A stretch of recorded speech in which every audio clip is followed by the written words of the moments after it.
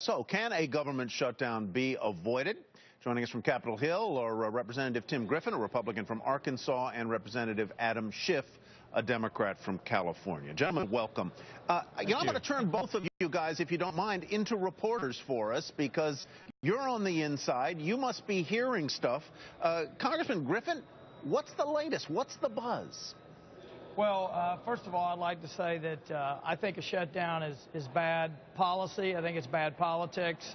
I've been talking to Democrats and Republicans trying to find a way through this deal. I think right now there is still a chance.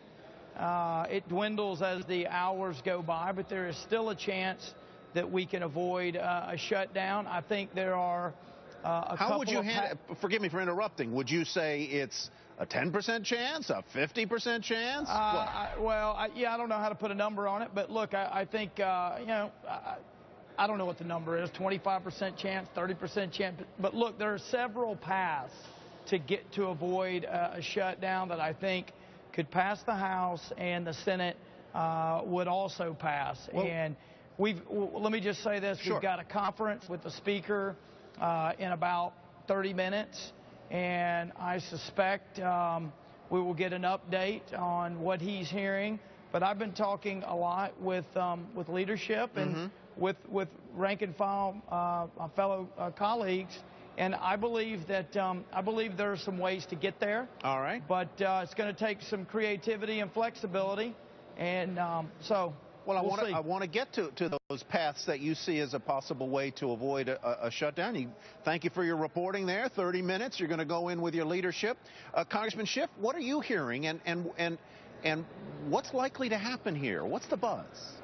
Well, I think I would probably put the odds around the same percentage, maybe a third chance that we'll avoid a shutdown. When the Senate kicks the bill back to us, that we'll put a clean CR on the floor. We'll put a clean CR and some token measure along with it to send it back and keep the government open. I certainly hope we can do that. This is no way to govern, and it's really, I think, destructive to the country. Our economy, I think, would be really humming along if the Congress would just get out of the way. But we have these frequent shutdown threats and fiscal cliff threats, and it is simply putting the brakes on our recovery. Terribly counterproductive, but I hope it can be avoided. A lot will depend on the internal fight, I think, that's going on within the GOP. Democrats in the House have been kind of in a wait-and-see mode, but I hope that ultimately the Republicans will allow a clean bill to come up. If they did, it would pass with a very broad bipartisan vote, and we could avoid this shutdown. I've got 2 minutes left, gentlemen, and now I'm going to play marriage counselor and get you guys to speak to each other. Congressman Griffin, would you tell your counterpart there where you see that path to passage of some sort of resolution that would keep the government open? What do you need to get you to vote for something? Well, let me just say that I may or may not be representative of the entire conference. I represent the 2nd District of Arkansas, and I have, my unique views that relate to my district. So just because, I'm okay with a delay of the individual mandate, for example, that doesn't mean that everybody else would be. But that's something that Senator Manchin, a Democrat from West Virginia, has said that he would be interested in.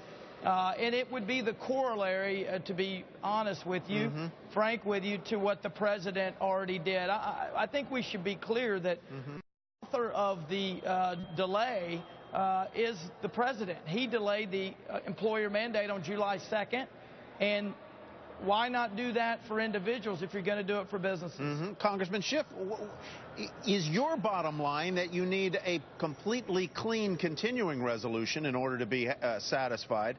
And second, why do we keep going for continuing resolutions, which ensures that we're going to be back at this place in, what, 2 months, 60 days? Why not go for a full very good year? Question. No, absolutely. And in fact, beyond that, instead of a continuing resolution that just funds the thing left for another year, even when circumstances have changed, we ought to get to the regular process of governing, where we pass a budget, where we pass appropriation bills, and we prioritize. The across-the-board sequester is a nightmare because it cuts the good with the bad, the efficient with the inefficient. So we got to get beyond this. And, you know, what I would say to Tim, who's a good man, and one of my colleagues here, we should be able to get to yes on this. We can fight over what the budget levels ought to be. That's generally what you fight over in funding the government. But we can't bring in these extraneous issues. We've had 44 votes to defund Obamacare. None of them has succeeded. And you can't get to a position where you say, okay, I can't get my way, so I'm going to burn the House down. I'm going to shut the government down if I don't get my way. Well, gentlemen, but we can talk about changes and fixes and improvements down the road, but it can't be done in the context of a shutdown. All right. We're all watching, gentlemen, and thank you for your... We're against the shutdown. All right, gentlemen, thank you very much. We appreciate it. We'll be watching for the rest of the day. Meantime...